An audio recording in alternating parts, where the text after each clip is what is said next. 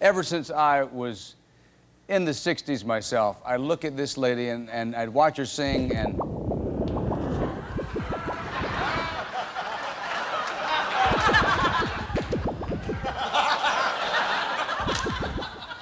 One of the original members of the Grammy-winning 60s musical supergroup, the Mamas and the Papas.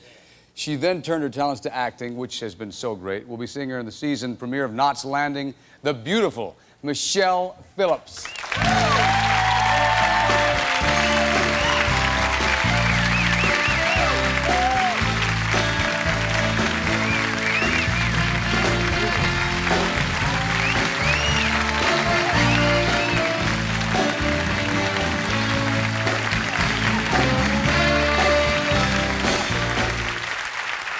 Nicely done.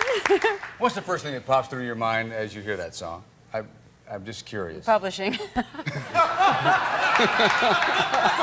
honest. Because you wrote it. John and I wrote it, yeah. What a long time before we recorded. Actually, we wrote it in about 63, and then we recorded it in 65.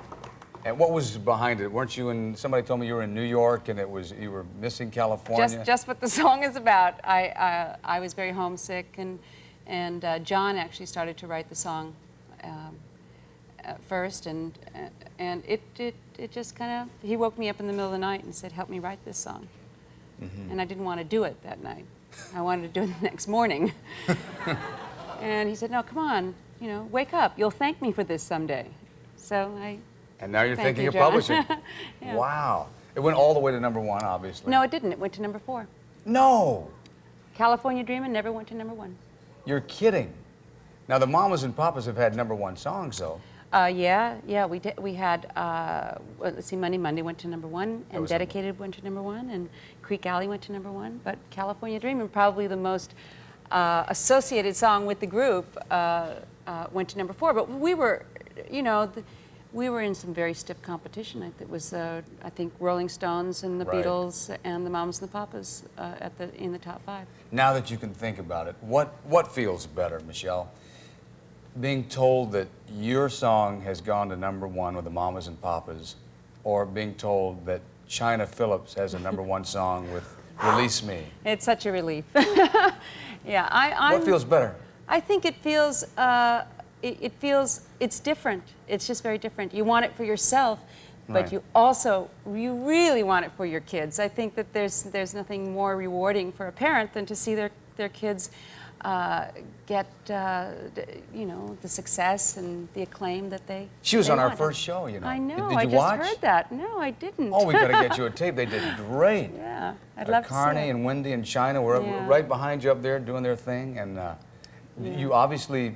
I think that was one of the first performances that they ever did. I think it was, and I was amazed too that they can pull it off live. Their blend of harmony is absolutely amazing. Yeah, it's funny, but they're singing very similar kinds of harmonies that the Mamas and Papas did and the Beach Boys did. Right. Although I know that they don't like everybody to make these associations all the time, But I think that the audiences are ready for that again. Oh yeah, absolutely. I think people love harmonies and love to hear beautiful voices. There was a whole niche that you carved out with the Mamas and Papas, and I think now with so many rap groups and so much heavy metal and all that in top 40 especially, there's a little niche for it, like a Wilson Phillips. And apparently there is. They went to #1 today. Yeah. Feels so good. Second time, hold on with #1. Yeah. Well, now, let's talk about you, though. You were such a hellraiser back in the 60s and 70s and everything. How can you possibly, because you've got kids and everything, what can you possibly tell them not to do? Because you can't say, don't do what I did. Oh, no. Well, I never tried to I don't tell my kids not to do anything. I just, try to...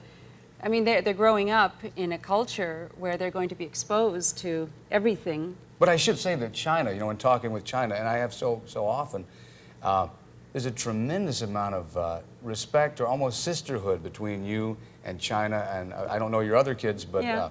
Well, I've got an 8-year-old son, Austin, and 9-year-old Aaron, and there they are right there. Oh, look at these guys.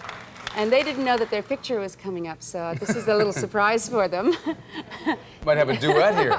Do they sing? Well, they started putting a group together last year, them and their friend Kevin Beer, and they have all the equipment now. Now they just have to, you know, rehearse.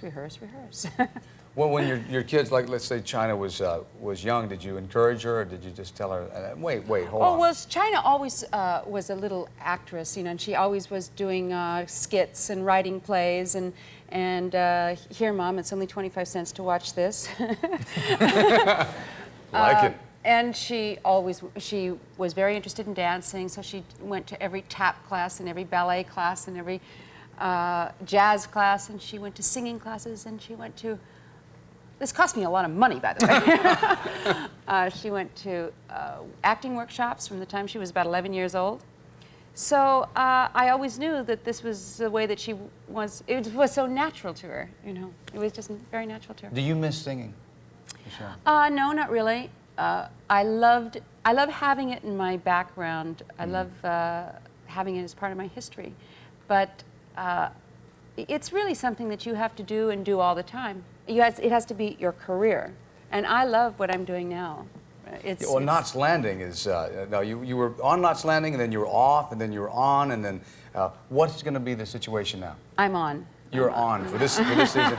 And, yeah, and, I'm on in the principal cast. And you're kind of a bitch in Knots Landing. I mean, are you? You're not in person, of course, but I mean. No, she's just mentally ill. I think. I think that she has a lot of emotional problems. Yeah. I try to see. I have to like this person. I play her every week, so right. I have to find ways to rationalize the things that she does. And I have. You know, to me, she came from a very abusive family, and you know, even though they were very rich, they always held money. That was their big thing, and, sure. and they controlled her life, her boyfriend. She couldn't do this and that, and so she was raised in a very kind of dysfunctioning family, and that's why she's a little dysfunctioning with her daughter. Well, you're not with yours, and that's the good news in real life. So, Michelle, thank you so much. I'm telling you something. I want to hear you sing some more. So, will you come back and sing someday for us? Yeah, I'll come back and sing with Billy. You promise? Yeah. I know we're going to get Wilson Phillips. I'll come with them and sing. Well, would that be a coup? Thank you very much. Michelle Phillips.